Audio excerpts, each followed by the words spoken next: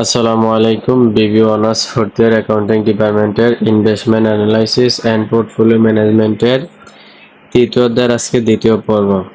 প্রথম ক্লাসে আমরা একটা অঙ্ক সমাধান করেছিলাম এমনকি দুইটা সূত্র অ্যাপ্লাই কিভাবে করতে হয় দেখিয়েছিলাম, যে ইনিশিয়াল মার্জিন এবং কি অ্যাকচুয়াল মার্জিন কিভাবে বের করতে হয়। আজকে ক্লাসে আমরা আরেকটা অঙ্ক সমাধান করব। এটা আসছিল ফোর্থ ইয়ার অ্যাকাউন্টিং ডিপার্টমেন্টে 2013 সালে। 2015 সালে সেম অঙ্কটাই আসছে।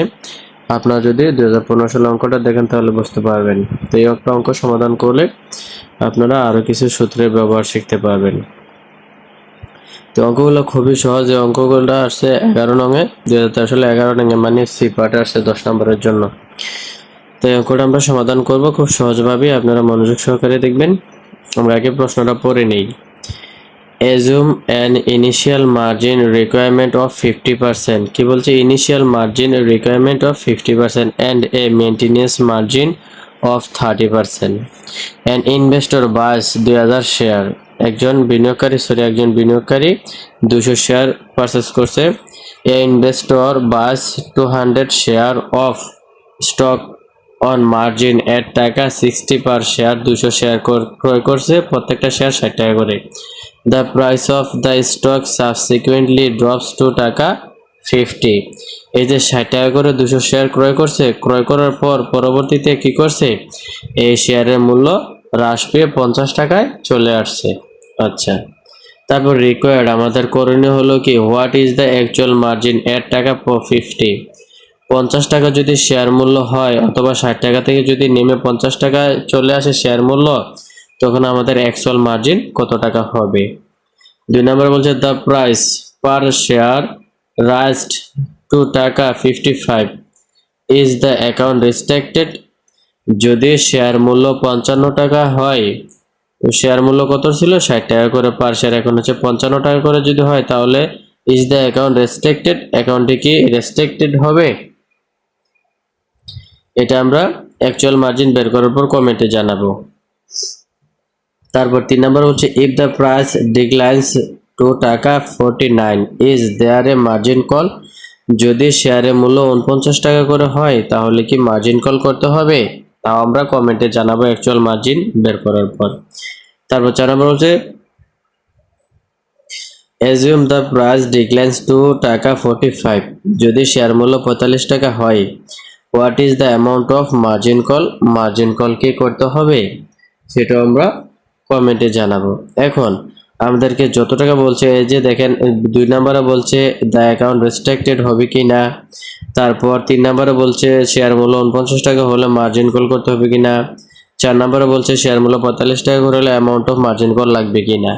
তো সবগুলো আমরা কি করব, অ্যাকচুয়াল মার্জিন বের করার পর যদি আমাদের অ্যাকচুয়াল মার্জিন, এই মেইনটেনেন্স মার্জিন এখানে আছে 30%, আমাদের অ্যাকচুয়াল মার্জিন যদি 30% থেকে বড় হয় তাহলে আমাদের কি করতে হবে না, অ্যাকাউন্ট রেস্ট্রিক্টেড হবে না, মার্জিন কল করতে হবে না, অ্যামাউন্ট অফ মার্জিন কলও লাগবে না। আর যদি আমাদের অ্যাকচুয়াল মার্জিন 30% থেকে কম হয় তাহলে সবগুলোই করতে হবে। এখন আমরা সমাধান করব, দেখেন স্টেপ বাই স্টেপ সমাধান করতেছি। গিভেন দ্যাট দেওয়া আছে যে ইনিশিয়াল মার্জিন 50%, পার্সেন্টেজ উঠানোর জন্য 100 দ্বারা ভাগ করলে 0.50, maintenance margin 30%, initial value of share প্রথমত 60 টাকা করে ক্রয় করছিল, এই কারণে 200 শেয়ার ইন্টু 60 টাকা হচ্ছে 12,000 টাকা। বরোড ফান্ড হচ্ছে কত টাকা, 12,000 ইন্টু 50% 6,000 টাকা। তো বরোড ফান্ড দেখেন, এই যে আমাদেরকে একটু আমি দেখাই, এখানে বরোড ফান্ড, এখানে আমাদের দেখেন ইনিশিয়াল ভ্যালু অফ শেয়ার 200 শেয়ারের মূল্য, প্রাথমিক মূল্য আমাদের ছিল 12,000 টাকা। ঠিক আছে, এই শেয়ার যে আমরা 12,000 টাকা দিয়ে ক্রয় করছি, এই পুরো টাকা কিন্তু আমাদের নিজস্ব না, মালিকের নিজস্ব না, এর মধ্যে কিছু ঋণ করা অর্থ আছে। ঋণ করা অর্থ কত আমরা বের করে দেখেন, এখানে কি আছে, assume an initial margin requirement of 50%। এই 50%, এই যে শেয়ার ক্রয় করছে 12,000 টাকা দিয়ে, 50% হচ্ছে মালিকের নগদ অর্থ, আর এই 50% হচ্ছে ঋণ। এখানে 12,000 এর 50% হচ্ছে 6,000 মালিকের নগদ অর্থ, আর যে বরোড ফান্ড 12,000 ইন্টু 50%, এই যে এখানে যদি রিকোয়ারমেন্ট 50% হয় আর 50% হচ্ছে কি ঋণ, তাইলে বরোড ফান্ড 12,000 ইন্টু 50% 6,000 টাকা। ঠিক আছে, current value of share, current value of share বর্তমানে শেয়ারের মূল্য কত, সিবিএস মানে কারেন্ট ভ্যালু অফ শেয়ার, শেয়ারের মূল্য এখন বর্তমানে আছে 50 টাকা করে, তো 200 শেয়ার 50 টাকা করে হচ্ছে 10,000 টাকা। ঠিক আছে, আমাদের মানগুলো উঠান শেষ, এখন আমরা মূল কাজে চলে যাই। 1 নাম্বার রিকোয়ারমেন্ট আমাদের ছিল অ্যাকচুয়াল মার্জিন।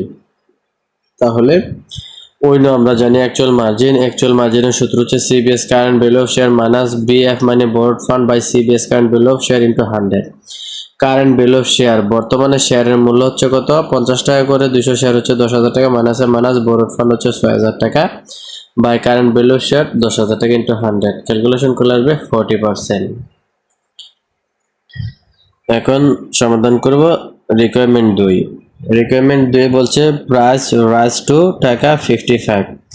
এখন যদি শেয়ারের মূল্য 50 টাকা করে হয় তাহলে current value of share CBS 200 share 50 টাকা করে 11,000 টাকা। We know actual margin CBS minus borrowed fund by CBS মানে কারেন্ট ভ্যালু অফ শেয়ার হচ্ছে 11,000 টাকা মাইনাস বরড ফান্ড মানে ঋণ হচ্ছে 6,000 টাকা বাই সিবিএস 11,000 টাকা ইনটু 100। তাহলে ক্যালকুলেশন করলে আসে 45.45%, ঠিক আছে। তো এখানে আমাদেরকে বলছিল 2 নম্বরে যে আমাদের অ্যাকাউন্টটা কি রেস্ট্রিক্টেড হবে কিনা। তো আমাদের অ্যাকচুয়াল মার্জিন হচ্ছে 45.45% আর আমাদের মেইনটেনেন্স মার্জিন ছিল 30%।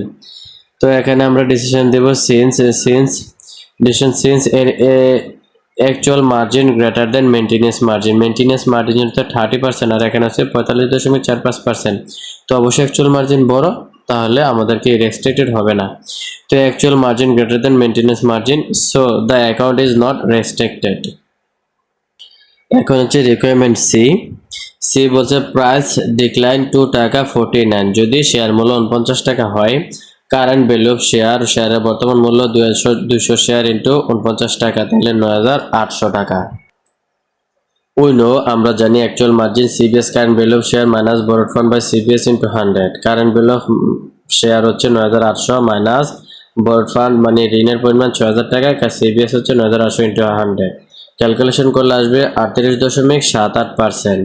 তো এখানে আমাদের বলছিল যে মার্জিন কল করতে হবে কিনা। তো এখানে আমাদের অ্যাকচুয়াল মার্জিন মেইনটেনেন্স মার্জিন থেকে বড়, তাই আমাদের মার্জিন কল লাগবে না। Decision since actual margin greater than maintenance margin, so there is no margin call.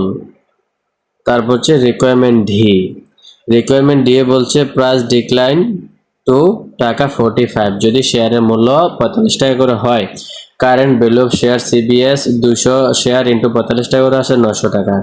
Actual margin current value of share minus borrowed fund by current value of share into 100। Current value of share 9,000 টাকা minus borrowed fund হচ্ছে 6,000 টাকা। এই যে বরড fund 6,000 টাকা সবসময় একই থাকবে, ভাই সিবিএস 9,000 টাকা ইন্টু 100, ক্যালকুলেশন করলে আসে 33.33%। তাহলে এখানে বলছিল আমাদেরকে অ্যামাউন্ট মার্জিন কল করতে হবে কি না। তো যেহেতু আমাদের অ্যাকচুয়াল মার্জিন মেইনটেনেন্স মার্জিন থেকে বড়, আমাদের অ্যামাউন্ট অফ মার্জিন কল করতে হবে না। The decision since actual margin greater than maintenance margin there is no margin call, so there is no amount of margin call. এখানে একবার বলছে মার্জিন কল, আরেকবার বলছে অ্যামাউন্ট অফ মার্জিন কল, তো আমাদের কোনোটাই করতে হবে না, তাই আমরা লিখছি there is no margin call, so there is no amount of margin call. আশা করি অঙ্কটি বুঝতে পেরেছেন। সেম এই 2013 সালের অঙ্কটাই 2015 সালে আসছিল 11 নং-এ। এই যে এই অঙ্কটা সেম এই অঙ্কটাই আসছিল 2015 সালে 11 নং-এ। দেখেন সেম অঙ্কটাই, শুধু এই যে when margin call is applicable, এটা কমেন্ট করতে হবে কিভাবে সেটা আমি আপনাদেরকে দেখিয়ে দিচ্ছি, আর বাকিগুলো আপনারা করতে পারবেন। এই যে রিকোয়ারমেন্ট 4 এখানে বলছে যে কখন আমাদের মার্জিন কল করতে হবে। ঠিক আছে, এরকম যদি কমেন্ট চাই তো আপনারা লিখবেন decision since actual margin greater than maintenance margin, so আচ্ছা ওই হচ্ছে এটার কমেন্ট।